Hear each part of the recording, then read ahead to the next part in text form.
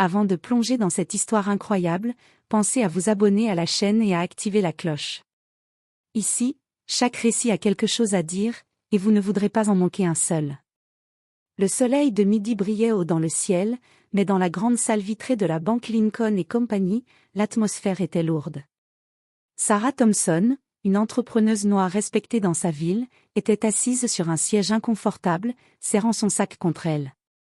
Cela faisait maintenant 3 longues heures que le directeur de la succursale, M. Jonathan Blake, la faisait attendre.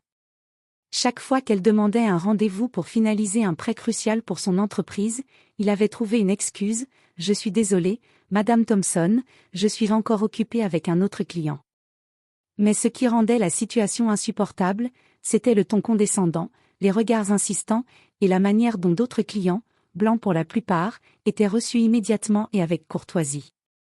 Sarah, patiente et calme jusque-là, sentait une colère sourde monter en elle.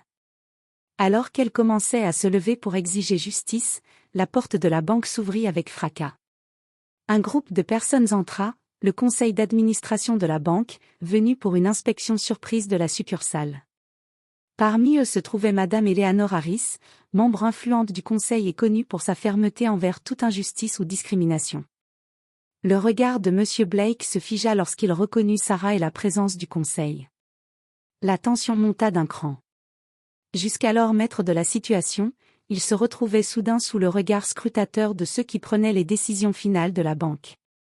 Sarah, elle, ne dit mot. Elle se contenta de croiser les bras, son calme contrastant avec la panique visible sur le visage du directeur. Ce jour-là, les 3 heures d'humiliation et d'attente allaient tourner en un retournement spectaculaire. Le conseil d'administration allait découvrir ce que Blake avait essayé de cacher, son comportement discriminatoire et son incapacité à traiter tous les clients avec égalité. Et pour Sarah, cette longue attente allait devenir le prélude d'une victoire inattendue. Sarah Thompson resta debout, droite comme un i, tandis que le directeur de la banque, Jonathan Blake, essayait visiblement de cacher sa panique derrière un sourire forcé. Les membres du conseil s'avançaient lentement dans le hall, observant la scène avec un mélange de curiosité et de suspicion. « Monsieur Blake, nous avons été informés que certaines pratiques ici ne respectent pas les standards de la banque », déclara fermement Madame Eleanor Harris, croisant les bras. « Pouvez-vous nous expliquer pourquoi cette cliente attend depuis plus de 3 heures ?» Blake balbutia, rouge de colère et de honte. Ce n'était qu'un malentendu, nous étions occupés. Sarah le coupa d'un simple geste de la main. 3 heures, Monsieur Blake. 3 heures pendant lesquelles j'ai vu d'autres clients servis immédiatement. Je suis ici pour finaliser un prêt important, et vous m'avez traité comme si je n'existais pas. Le conseil échangea des regards. Madame Harris, d'un ton calme mais glacial, posa sa main sur la table de réunion improvisée au milieu du hall. Monsieur Blake, nous avons des preuves que plusieurs clients noirs ont été systématiquement retardés ou ignorés dans cette succursale. Votre comportement ne reflète pas les valeurs de Lincoln & Company. Blake tenta de protester, mais il était clair que ses arguments tombèrent à plat. Les autres membres du conseil prenaient des notes et murmuraient entre eux. La tension monta, et Blake sentit pour la première fois le poids de ses actions. Le pouvoir n'était plus de son côté. Sarah, elle, resta calme, mais à l'intérieur, un sentiment de justice approchait. 3 heures d'humiliation, de frustration et de colère allaient enfin porter leurs fruits. Elle savait que ce moment allait marquer un tournant. Madame Harris se pencha légèrement vers Sarah. Nous allons examiner votre dossier immédiatement et nous assurer que cette situation ne se reproduira jamais. Le regard de Sarah se fit plus assuré. Enfin, elle n'était plus seule face à l'injustice, le conseil veillait maintenant. Et pour Blake, c'était le début d'un cauchemar qu'il n'avait jamais anticipé. Le conseil d'administration s'installa dans le bureau principal de la succursale, transformé en salle d'audience improvisée. Sarah s'assit calmement, tandis que Blake restait debout, visiblement mal à l'aise.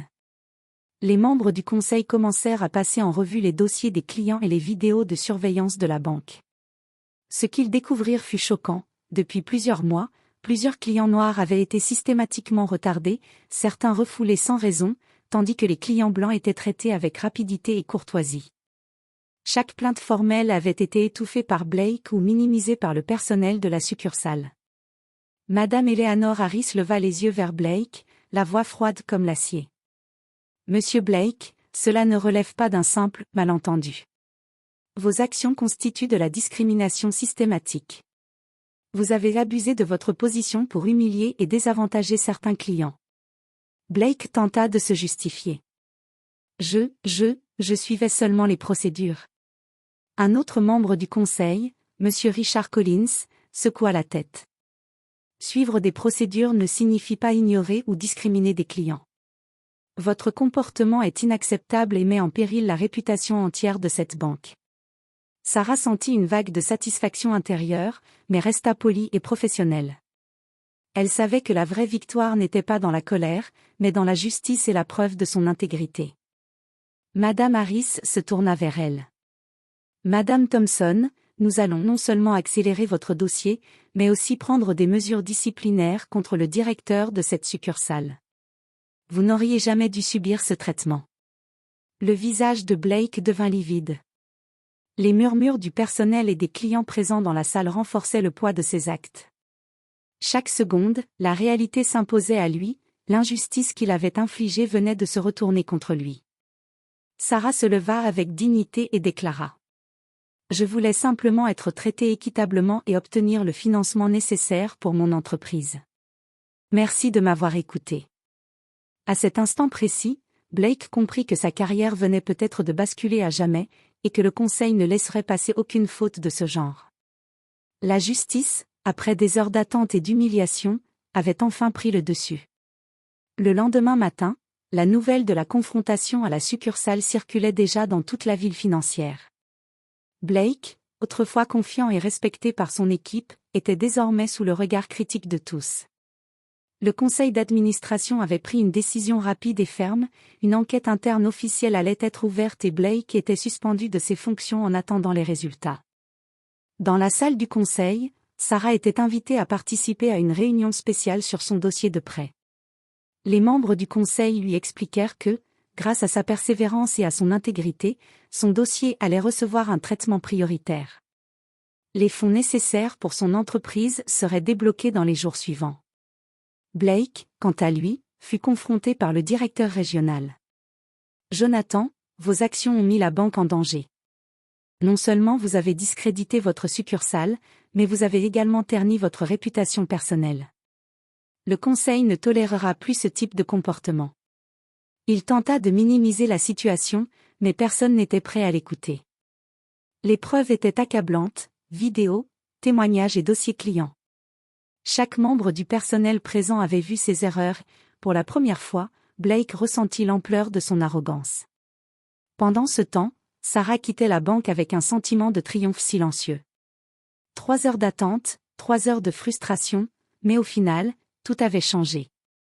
Son prêt était approuvé, son projet allait pouvoir démarrer, et elle venait de donner une leçon puissante sur le respect et la persévérance. Alors qu'elle sortait sous le soleil éclatant, elle remarqua les regards du personnel et des clients, certains embarrassés, d'autres admiratifs.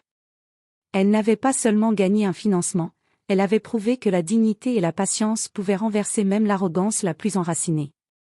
Blake, assis dans son bureau désormais vide de son autorité habituelle, comprit une leçon qu'il n'oublierait jamais: traiter quelqu'un avec mépris, parce qu'il est différent, revient toujours à se piéger soi-même. Une semaine plus tard, la succursale de la banque Lincoln et Company était en pleine effervescence. Le conseil avait réorganisé la direction et instauré de nouvelles procédures pour garantir l'équité envers tous les clients. Jonathan Blake n'était plus que l'ombre de lui-même, contraint d'assister à une réunion publique où son comportement serait examiné par ses pairs et le personnel. Sarah Thompson, quant à elle, inaugurait la première étape de son entreprise financée par le prêt approuvé.